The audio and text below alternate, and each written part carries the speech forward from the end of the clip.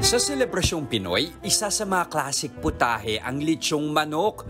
Pero kung gustong i-level up ang handa, bakit di subukang maghain ng chicken biryani? Ang biryani ay isang sikat na Indian dish kung saan pinaghahalo ang flavored basmati rice o yung kanin na may mahahabang butil at marinated na karne. Pero kung di marunong magluto nito, nako, wag mag-alala.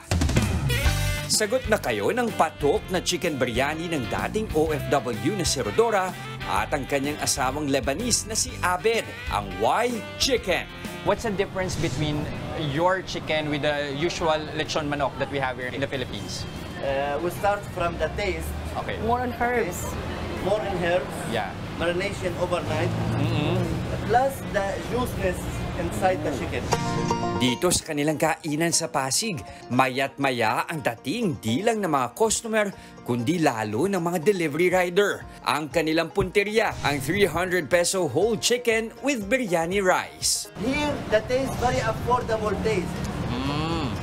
Okay. Full of aroma, okay, and affordable. Not spicy at all, okay, but you can feel the flavor of the spices in nice way, in that way. Sa sobrang patok, nakaka 300 orders sila in a day. Nagsimula lang ang lahat sa puhunang 1,000 piso.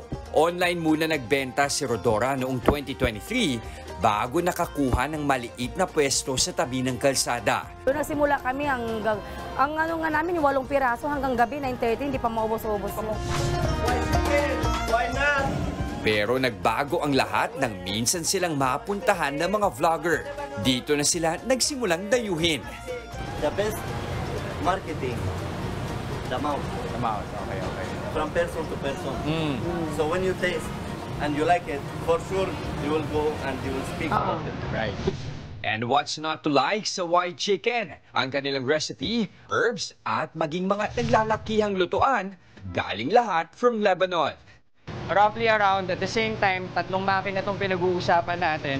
So more or less mga nasa 200 manok. Isang salangan ang umiikot, ang pinapainit nila. Para saan pa ang pagluluto kung di natin titikman?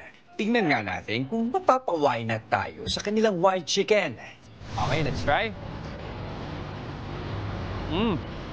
Tender siya mga kapatid.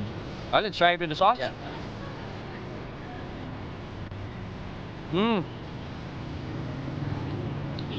Perfect with the garlic sauce.